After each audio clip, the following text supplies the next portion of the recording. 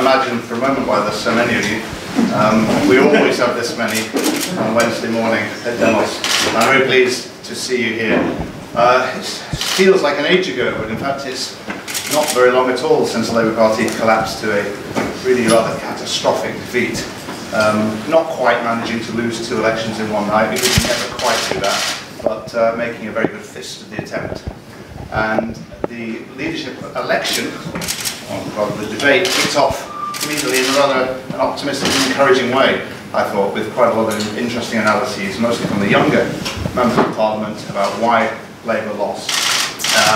There's a fear that debate might have been truncated somewhat in the days since then, and it is to try and open it out again and to reflect in an intelligent way on the reasons for Labour's defeat that we posted in this event, and in particular why we invited Tristram Hunt, the former Shadow Education, or I suppose still Shadow Education Secretary, unless Harriet Harman has made some news-making decision this morning that I'm aware of, to participate for us. So I am absolutely delighted to invite you here this morning, Tristram. Very keen to hear what you have to say.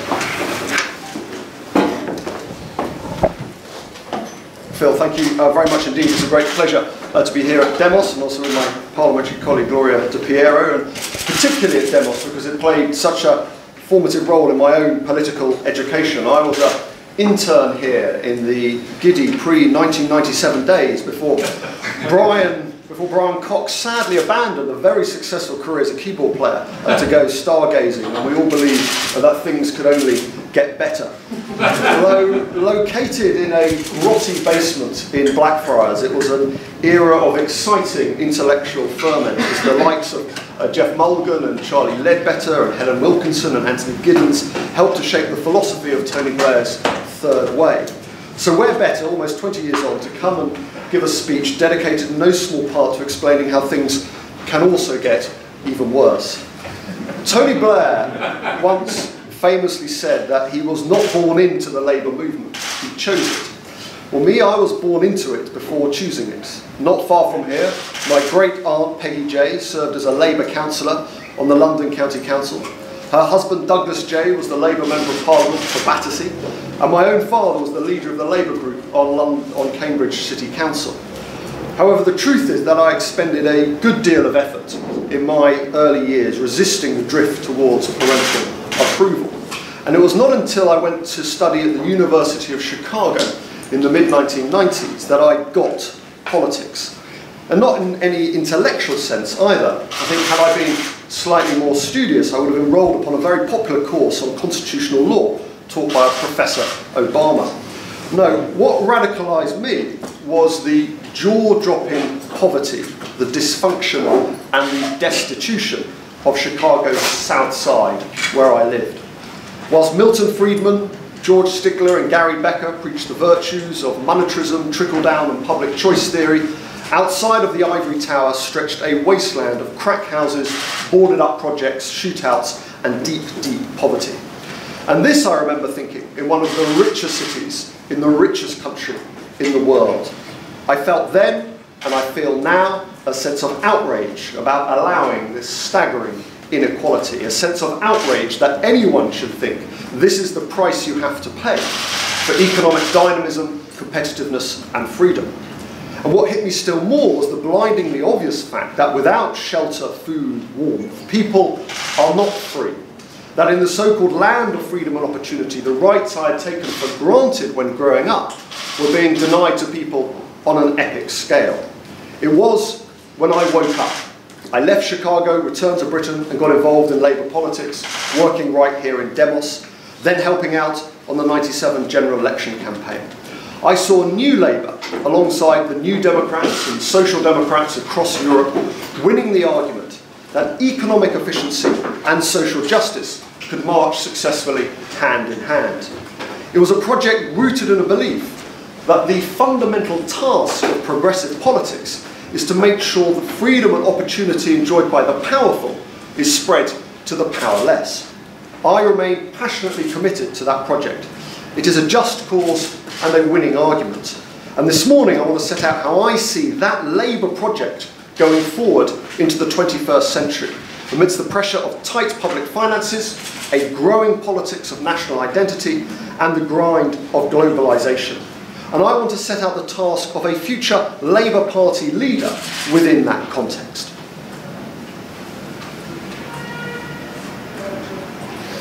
Now, in contrast to some other recent frontbenchers, I still believe Ed Miliband was right to use his leadership to criticise New Labour for becoming too relaxed about inequality. Inequality loosens the ties that bind, scars our social fabric, and threatens individual aspiration and wealth creation.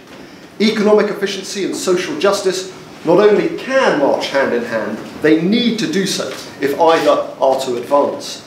So I do not regard a stronger commitment to tackling inequality as a component in Labour's recent electoral failure.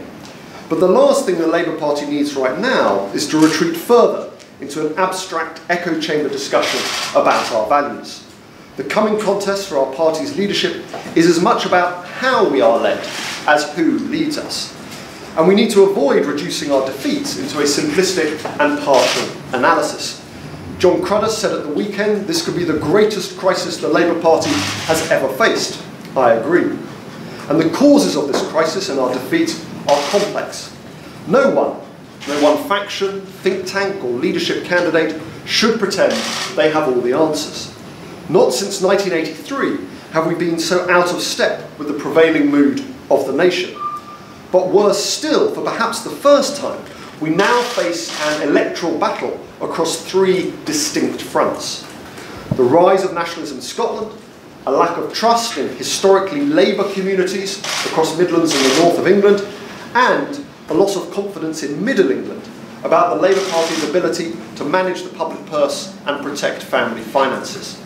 Let's be blunt, there is no quick fix, no obvious route back to power, but we do know the ingredients. Every successful election victory contains them. Economic competence, strong leadership, and acute antennae for the country's concerns, from public services to housing to, above all, immigration, and a tin ear towards partisan preoccupations.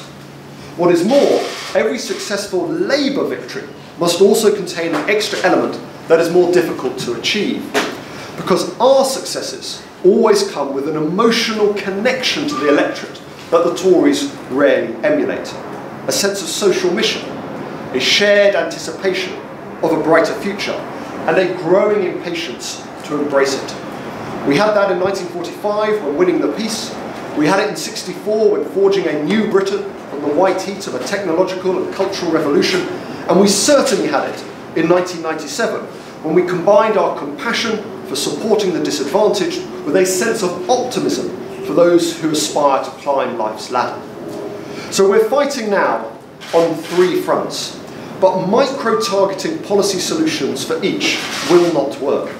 Instead, our task across every front in the battle ahead must be rooted in the same mission: the need to demonstrate you are on people's side and earn the right to be trusted with their future.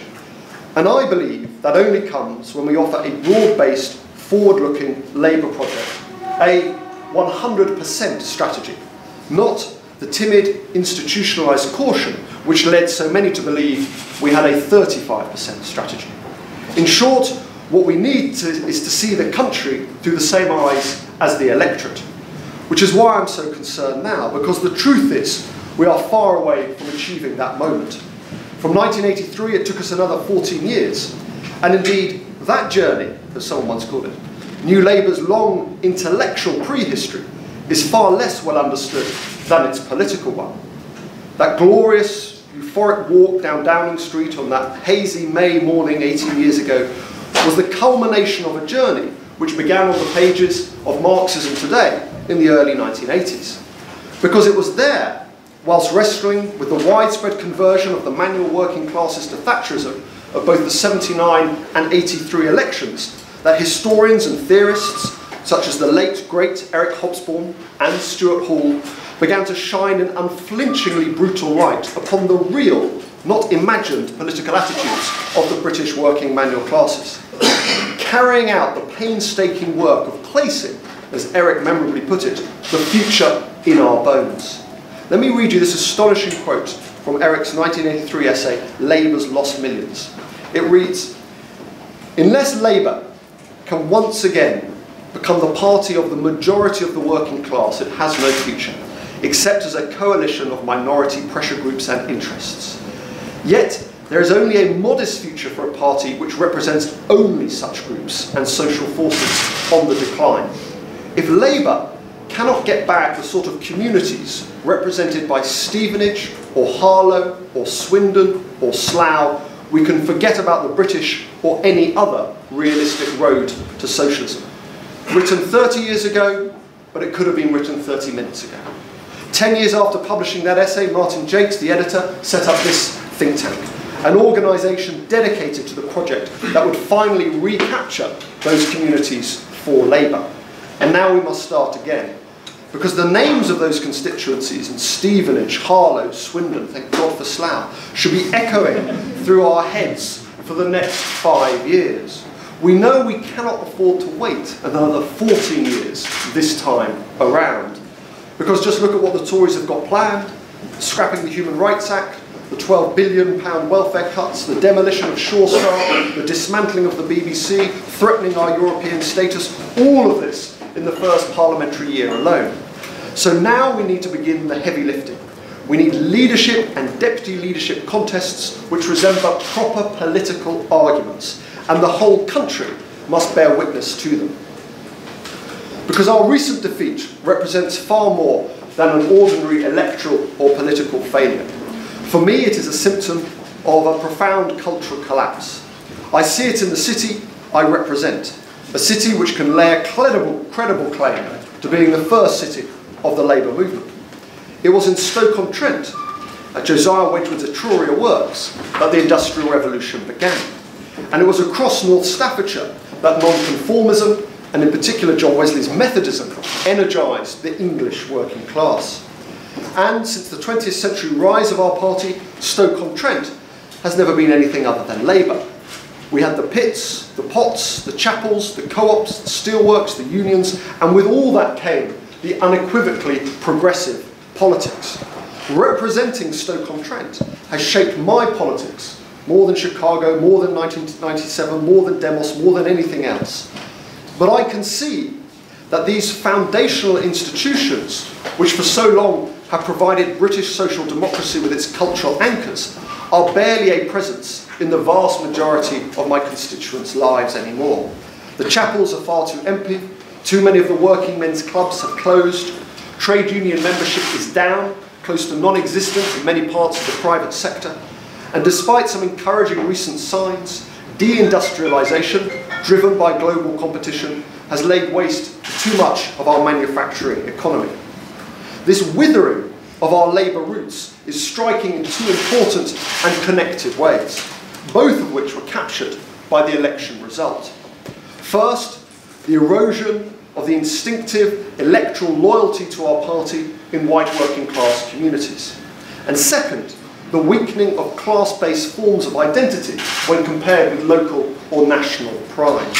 You can see this with UKIP in England and with the SNP in Scotland. Of course, it would be wrong to suggest that class-based identity has disappeared altogether, but when it comes to my constituents' sense of belonging, I would argue that first and foremost they regard themselves as Stokies or Potters and English. For better or worse, their class identity trails a distant third.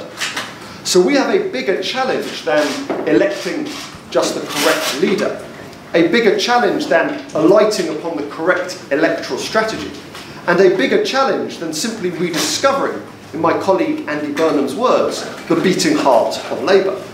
Of course, we need to stop hemorrhaging support in our traditional heartlands, but we must ensure that that same heart sends our message, pumps the blood to parts of our country we no longer reach.